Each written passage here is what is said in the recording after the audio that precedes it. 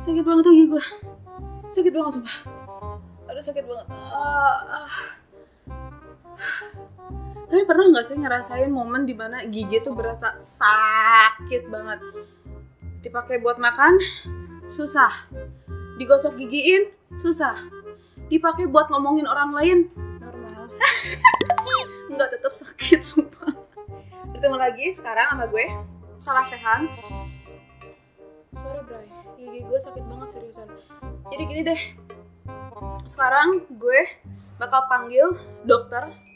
Kenalan gue. Jadi sebenarnya gue nggak terlalu akrab sama itu dokter, cuman karena gue butuh, gue bakal suruh dia kesini. Terus bakal gue tanya lah atau periksa gigi atau misalnya apalah gitu. Pokoknya gue pengen hari ini gigi gue sembuh. Gue mau telepon dulu dia. Ya ampun.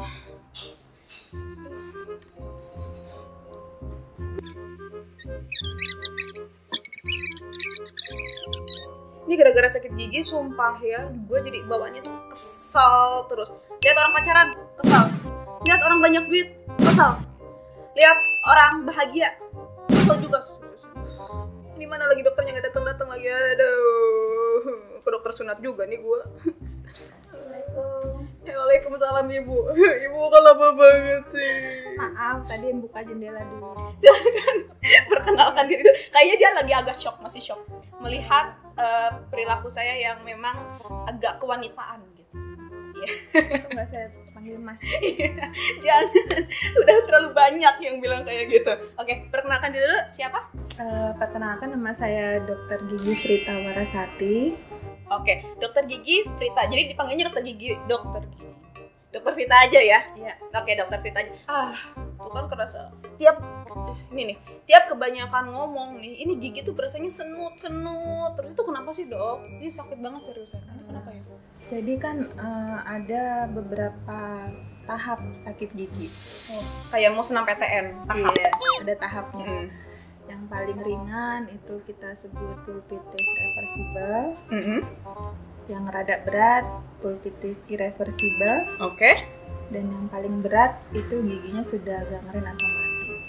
Oh, gigi bisa mati juga ternyata. Bisa. Innalillahi wa inna ilaihi raji'un. Astagfirullah. Tapi intinya sakit gigi itu disebabkan infeksi bakteri. Sebenarnya kayak gimana sih yang gigi yang masuk ke kondisi kena rusak atau infeksi tapi nggak terlalu berat kayak gimana? Jadi dia di tahap awal mau lubang.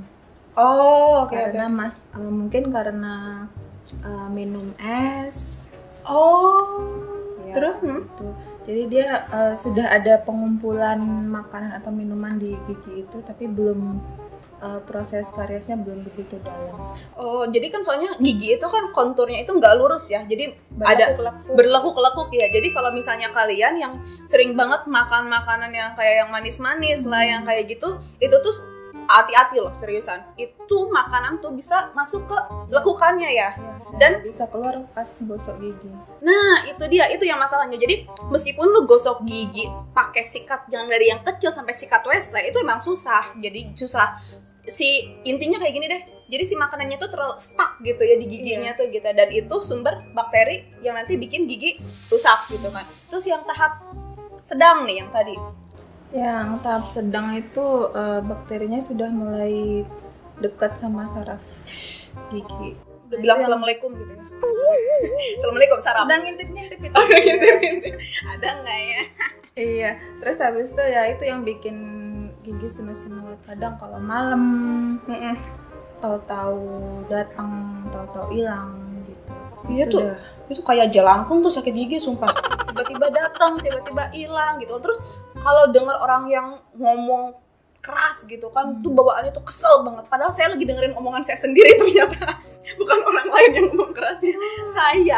Oke, jadi tadi yang sedang ya. Jadi yang ketika si kumannya itu hampir mau masuk ke saraf gitu kan? Iya, sudah hampir mau dan sudah mengenai saraf. Oke. Yang paling berat yang tadi gigi mati ya? Iya, gigi mati. Jadi infeksi bakterinya sudah meluas ke saraf gigi dan sarafnya udah mati. Itu kalau misalnya gigi mati itu misalnya gini, katakanlah yang kenanya itu geraham belakang. Apakah ada kemungkinan untuk nyebar ke gigi di dekatnya, atau misalnya emang kalau udah di geraham belakang ya udah di geraham belakang aja sampai mati gitu giginya, atau gimana? Kalau dia posisi giginya itu dempet, biasanya dia nyebar. Seriusan bisa nyebar? Nyebarnya bukan bakteri loncat ke giginya, tapi karena Pikiran gue. ada tumpukan makanan dari gigi yang lubang yang dari gigi ganggang itu, dan dia bisa nyebarin bakteri. Oh, karena itulah gigi kalau misalnya sekalinya rusak, emang beneran harus konsultasi ya, ditambal atau dicabut gitu kan. Nih, ada pertanyaan nih menarik nih dok. Aku punya teman, jadi dia tuh emang ada infeksi gigi gitu kan, ada infeksi gigi. Tapi dokternya itu malah bilang dia nggak boleh cabut. Seriusan, dia malah aneh. Wah dok, saya bayar dok, tolong cabutin dok. Enggak, bukan masalah uang. Hanifah, ini bukan masalah uang, tapi gigi kamu emang nggak boleh dicabut. Itu kenapa sih dok? Ada kondisi di mana gigi tuh nggak boleh dicabut padahal udah rusak gitu. Memang ada beberapa faktor yang gigi itu nggak boleh dicabut saat itu juga. Oh, jadi emang bener ya ada dari sisi medisnya ya. Tapi ada juga buku yang nyebutin kalau gigi itu harus dicabut secepat mungkin meskipun dia infeksi. Ada dua pendapat, tapi menurut pengalaman saya lebih baik jika gigi itu sudah bolong dan nyebabin infeksi, sebaiknya diobatin dulu baru dicabut. Jadi biar normal dulu keadaannya baru dicabut gitu ya. Kecuali dia ada penyakit sistemik dan sedang dalam kondisi kehamilan, itu memang sebaiknya ditunda dulu. Wait, penyakit sistemik itu apa sih dok? Penyakit sistemik itu ya penyakit yang mempengaruhi sistem tubuh seperti hipertensi, jantung, diabetes mellitus. Oh itu tuh jadi kalau orang-orang kayak gitu gimana? Emang jangan dicabut gigi, atau misalnya tunggu dulu keadaannya normal, atau gimana? Gue ngerti. Biasanya kita rujuk ke spesialis penyakit dalam dulu ya. Jadi misalnya pada orang hipertensi itu tensinya 240, kita turunin lah sampai 150 baru. Ya ampun, itu tensi tinggi banget. Tensi atau kreditan ya? Dua-duanya. Gara kreditan tinggi, tensinya jadi naik. Itu kalau saya tensi kalau lihat mantan lagi dapat gebetan baru, itu langsung tensi. Bawaannya berasa pengen ngegaras mengkudu gitu. Gila, gitu kan. Tapi mantannya tetangganya ya, lihat dulu. Iya, astagfirullah. Tahu. Males dah gue ngelihat muka dia. Empat. Jadi tadi yang hipertensi, yang diabetes, misalnya kalau hipertensi tensinya 240, kita bikin normal dulu gitu ya. Ya mendekati normal lah. Mendekati angka normal. Kalau diabetes juga gula darahnya dibikin mendekati angka normal dulu, baru ada tindakan medis seperti itu.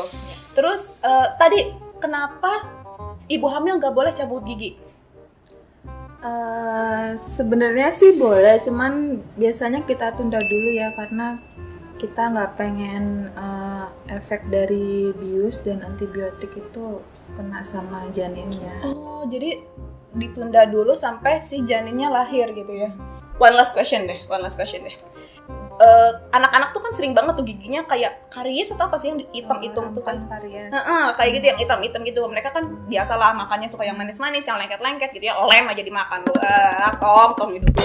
Jadi itu tuh sebenarnya boleh nggak sih dicabut gigi anak seperti itu? Padahal kan maksudnya umurnya masih 4 tahun gitu, belum terlalu dewasa gitu, gimana? Biasanya sih kalau dia masih umur 3 tahun 4 tahun nggak kita sarankan untuk cabut gigi. Biasanya kita rawat dulu giginya. Nah nanti baru setelah dia memasuki masa pergantian gigi. Nah itu baru nanti dicabut. Oh, masa pergantian gigi tuh dari yang gigi susu ke gigi dewasa ya, yang itu ya? Oke.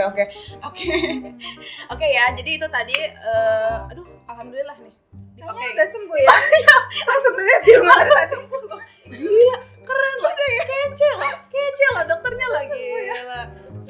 Udah kan, udah nggak sakit lagi kan? Oke, jadi itu tadi salah satu episode kali ini kita ngebahas tadi tentang kesehatan gigi. Kalau misalnya kalian punya pertanyaan lainnya seputar kesehatan gigi atau gusi, bisa langsung ditulis di kolom komentar. Atau misalnya kalian pengen bertanya langsung dengan Dokter Vita nih, langsung aja download aplikasinya coy, download aja aplikasinya, terus cari Dokter Vita, di situ ada ya dokter ya. Oke, gak akan kemana-mana ya. Enggak. Oke, 24 jam 7 hari seminggu. Tuh, saya baru tahu loh seminggu itu 7 hari loh. Oke. Jangan lupa give thumbs up untuk video ini, oke? Jangan pelit-pelit. Terus kalau misalnya kalian suka dengan kontennya, langsung aja subscribe. Dan jangan lupa juga follow semua media sosial Godok. Buat daftar lengkapnya, lihat di bawah. Oke? Follow ya. Oke, itu dulu buat sekarang ya Bu Dok ya. Oke, sekarang say goodbye dulu dong. Kasih kiss bye. Oke, bye-bye.